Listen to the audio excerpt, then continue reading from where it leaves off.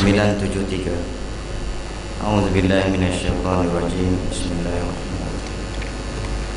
Assalamualaikum warahmatullahi wabarakatuh.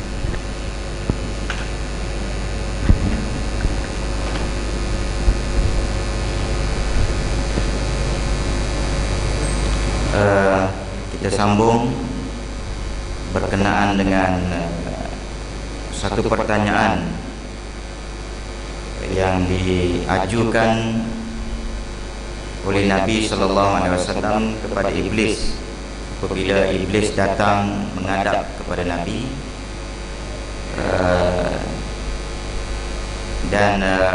lalu ditanya oleh Nabi, kenapa engkau datang? Jadi dia kata, aku datang ni nak jawab apa-apa yang kau nak tanya lah.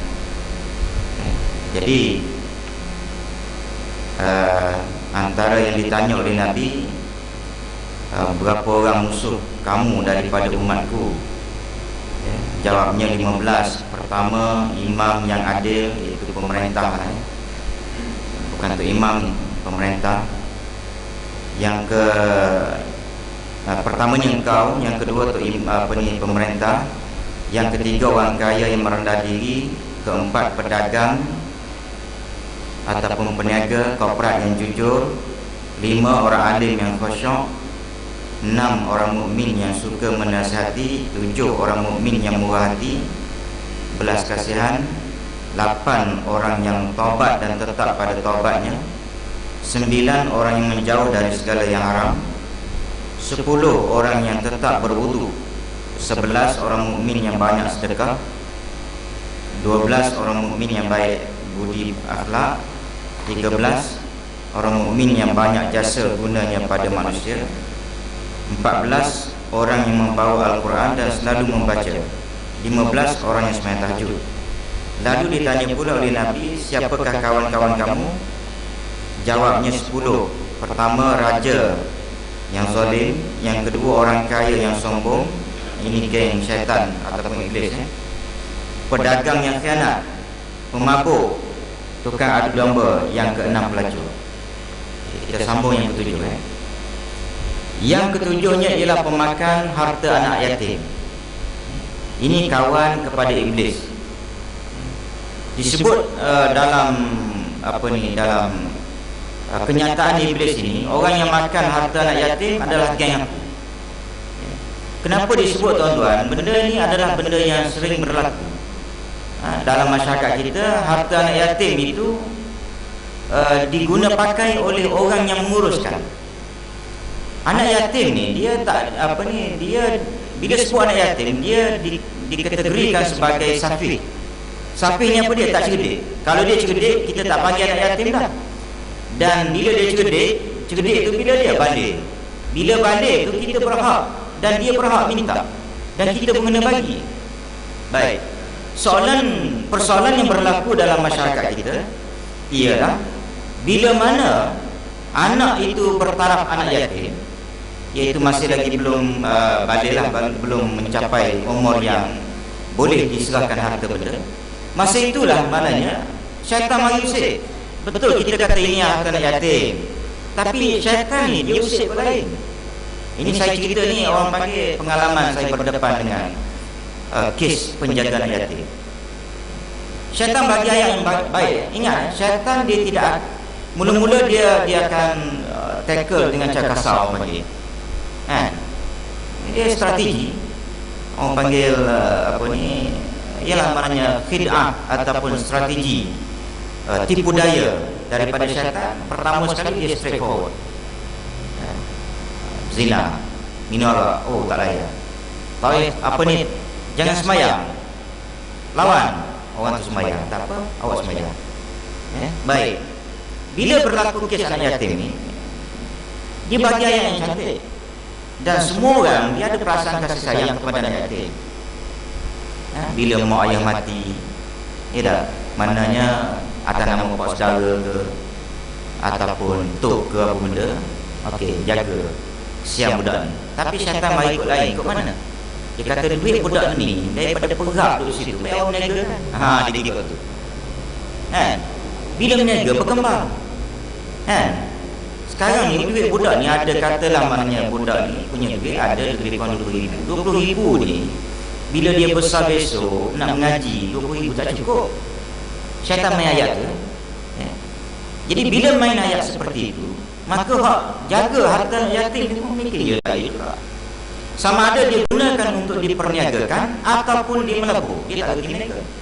Syaitan kata awak melabur je tempat-tempat lain, tak dalam saham tu, saham ini ke kan?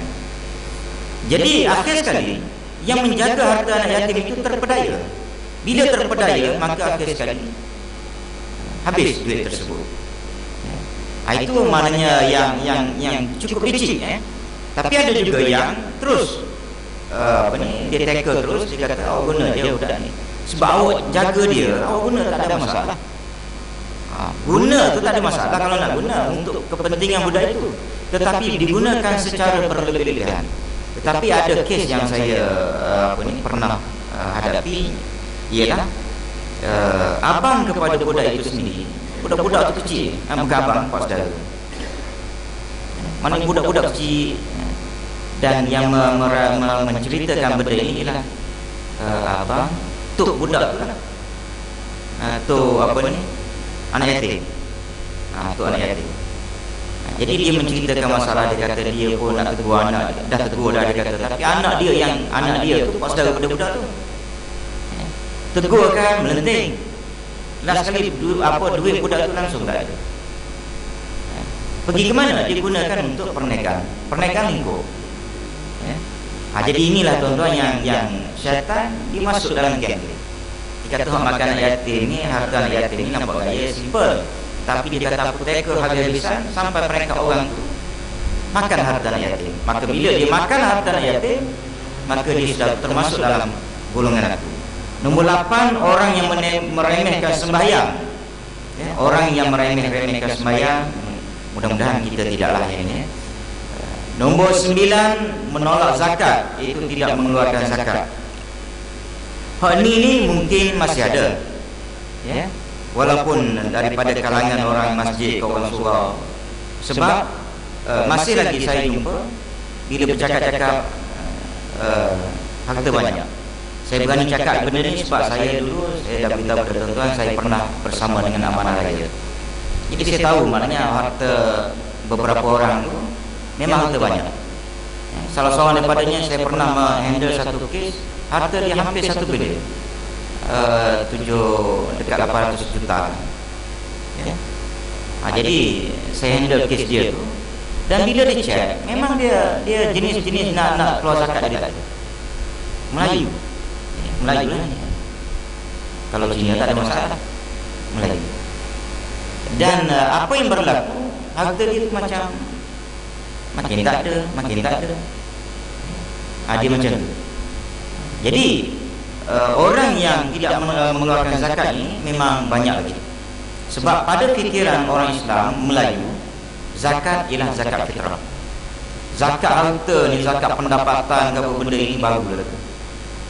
Nak pula lagi zakat pendapatan lagi lah orang. Kalau tidak dipotong secara berjadual, saya ingat mungkin tak bayar zakat pendapatan. Sebab apa dia? Sebab ada yang berhujah bahawasanya zakat pendapatan kalau buka kitab tak jumpa. Kalau buka kitab memang tak jumpa.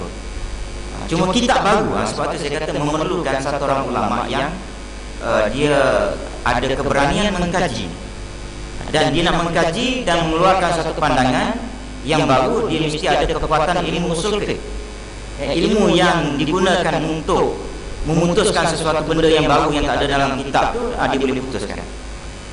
Dalam bab zakat ini maknanya boleh buka fiqh zakat yang dikarang oleh Dr. Yusuf Qaradawi. Dia punya kajian dia mendalam, tebal ini, 2 jilid. Zakat saja. Zakat satu tajuk ini tidak popular, tapi Dr. Yusuf Qaradawi dia buat kajian. Maka timbullah di sana zakat selain pada zakat pendapatan, zakat yang dikatakan sawit umpamanya. Buka kitab, sawit mana ada? Kalau adanya berah ni pun dalam kitab Arab pun memang tak ada. Yang ada dalam kitab Arab gandum. ya, disebut secara spesifik. Beras ni dia masuk dalam kategori makanan asasi. Jadi bila sebut tanaman tu, maknanya ulama ada yang berfikir bahawasanya habis macam mana dia padi tak ada tanam. Bahkan kalau saya ingat di kampung saya dulu padi masih kecil. Sekarang tempat yang tanam padi sudah bertukar kepada kelapa sawit. Jadi artinya sekarang ini pendapatan utama kepada penduduk, sebahagian daripada penduduk, lebih-lebih lagi kepada peneroka Perda, ialah kelapa sawit. Jadi wajarkah kalau sekiranya pendapatan yang utama itu tidak dikenakan zakat? Sudah tentulah tidak wajar. Maka disitulah ada ulama yang berpandangan, walaupun tidak disebut maknanya dalam kitab secara spesifik khusus, maka dia kata kelapa sawit kalau itu dijadikan sebagai sumber pendapatan yang utama, maka dia juga dikenakan zakat. Dan memang nak pecahkan benda ni payah. Saya orang Jelantur, jengka area saya, masa saya bertahun bagi terlibat dengan Jelantur lah. Jadi nak cerita kepada orang, ada yang dia kata dia kata tak pernah dengar, ya? Itu hujah-hujah, tak pernah dengarnya. Tapi tuan-tuan, ada yang bila kita cakap, dia orang terima dan dia orang amal, boleh tengok perkembangan ataupun perkembangan dia punya kebun dia. Mana kebun dia jadi lebat. Lebat. Kalau lain tu kadang-kadang, bukan kadang-kadang, ada 1, 2, 3 orang tu saya tengok dia memang degil, semayang pun tak. Kalau dah semayang pun tak, zakat lagi tak. Kan? Bila ada orang lain cakap tu imam mana ke cakap, dia kata kena lah puas sikit. Tak ada keluar. Tapi tuan-tuan, kebun dia separuh hasil dia tu, kalau orang lain boleh dapat maknanya lebih kurang 8,000 sebulan. Tengok dia punya harga lah, 8,000 sebulan, dia kadang-kadang 3,000 je. Hak keluar zakat saya tengok cukup, maknanya orang panggil berisi ataupun lebat dia punya buah dia. Jadi zakat, dia kata orang yang tolak zakat ni adalah geng syaitan ataupun geng iblis kata. Jadi sebab itu tuan-tuan, kita sendiri kena tengok kita punya cek lah kita punya bank kita, duit kita terkumpul berapa banyak agak-agak. Lepas tu tanyalah mana-mana ustaz ke ataupun pergi pusat zakat ke, tanya saya nak keluar zakat ni, ini dia saya punya buku bank untuk tahun ini. Mungkin kita dari sudut mana tempoh dia, haul dia setahun, kita nak kira lah ke mana setahun. Untuk mudah nak fahamnya, saya rasa sama ada kita ambil bulan 12 ataupun bulan 6 ataupun bulan puasa, senang. Maknanya kalau nak kira setahun tu bulan berapa, bulan 2, bulan 3, payah. Dia tak payah senang gini lah. Closing kita punya tutup akaun kita ialah bulan puasa setiap tahun ataupun bulan 12 ataupun bulan 6. Dari segi audit pun dia ambil setengah audit dia ambil akhir bulan 6 ataupun bulan 12 kalau tahun masih. Jadi kita tambah satu lagi iaitu bulan puasa. Jadi senang ni, datang puasa kita jumpa pusat zakat. Ini saya punya ni transaksi saya punya duit dalam bank. Jadi nak kira mana? Nak kira daripada angka berapa? Angka yang terkecil, yang terendah. Jadi pusat zakat dia tahu. Serah diri. Lepas tu cakap kat dia, okay, berapa saya nak ambil duit. Syaitan masa tu dia masih lagi ganggu. Sebab ada satu orang pernah saya itu, kita kira-kira 9,000. Dia jadi macam kostam dia. Ada serah kat diri. So kita kira. Bila kira 9,000. Ini boleh tak saya kalau saya bayar 5,000 dulu. Saya kata bincang dengan pusat zakat. Kadang-kadang boleh. Pusat zakat dia terima je, bukan subuh dia tak boleh, dia akan terima. Tapi masalahnya tu haji lah. Dengan Tuhan pula takut mati ke lepas ni, sebab duit ada.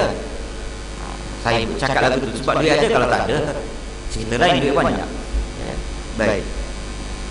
Nombor 10, orang yang panjang angan-angan, maka itulah kawan dan sahabatku, kata iblis. Wallahu a'lam.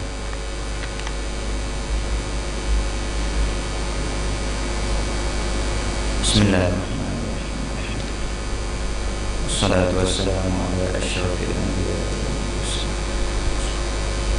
Allahumma ighfir lana dzunubana wa li jami'il muslimina wal muslimat. Allahumma ij'alna minal